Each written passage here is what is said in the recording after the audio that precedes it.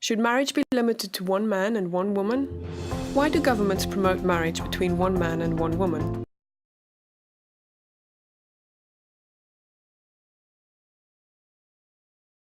It's not just because two people love each other. No, it's for the perpetuation and stabilization of our society. This understanding of marriage is rooted in the biological facts of nature.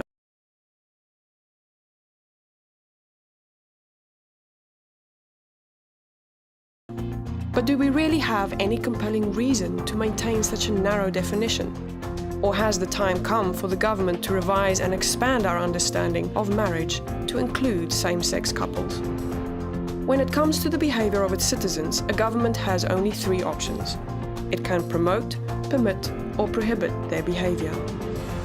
For example, the state promotes police work, permits most occupations, but prohibits drug dealing. Why? Because dealing drugs harms society, while police work greatly benefits society. In the same way, our government promotes natural marriage, permits most relationships, but prohibits incest and pedophilia. Why?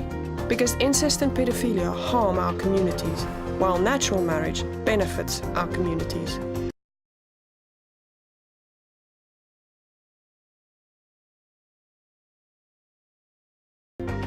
And here's how. Natural marriage creates children.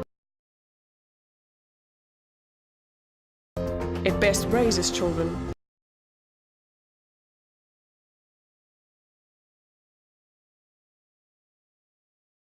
It protects women, it civilizes men, it lowers crime, poverty and welfare, which in turn reduces government spending and deficits.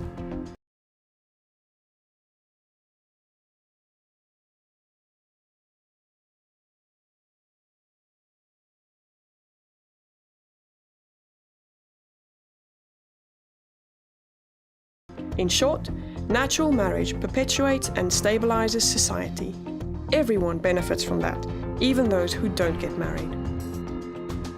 Now, let's look at same-sex marriage. What benefits does it provide?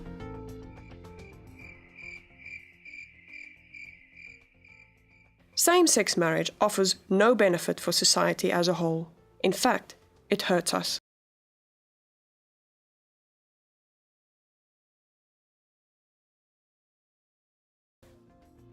Promoting same-sex marriage changes the very purpose of the civil institution of marriage.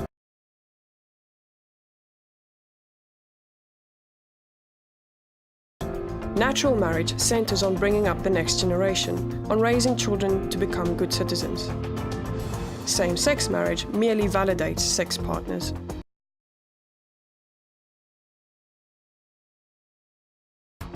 We know, statistically, that natural marriage creates the best possible family for children. If we alter the primary purpose of marriage,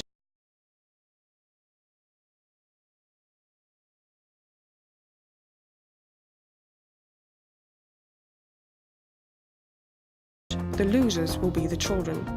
Doesn't every child deserve a mom and dad? But what about natural marriages that don't create children? They are the exception, not the rule. The only relationships that do create children are between a man and a woman.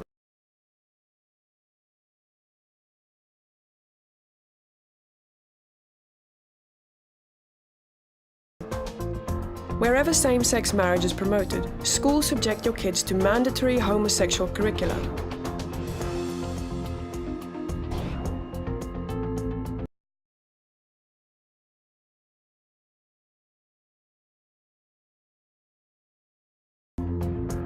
Your business and your taxes fund homosexual relationships.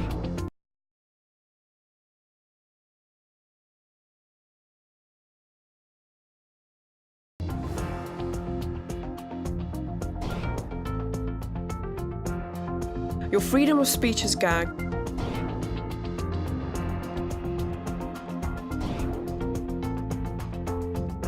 And your religious freedom is overruled.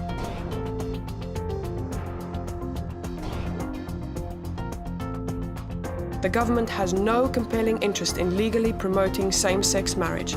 None. But we have every reason to continue to promote natural marriage. But what about equality? The law already treats everyone equally. Every citizen can marry someone of the opposite sex. But is it fair to promote natural marriage but not promote same-sex marriage? Yes, the law treats all people the same, but it doesn't treat all behaviors the same. Same-sex marriage and natural marriage are different behaviors with different outcomes, so the law rightfully treats them differently. Isn't this discrimination against homosexuals? No, this discriminates against behaviors, not people. For example, are you being discriminated against when the government promotes police work, but you never become a police officer? No, not at all. We all benefit when police work is encouraged. In the same way, people who don't marry someone of the opposite sex are not discriminated against when our government promotes natural marriage. In fact, we all benefit when natural marriage is encouraged.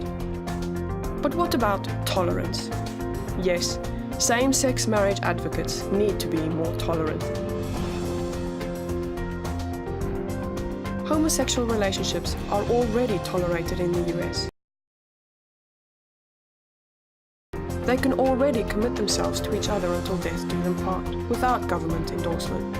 But only the union of one man and one woman should be promoted, because it alone is the foundation of a civilized society.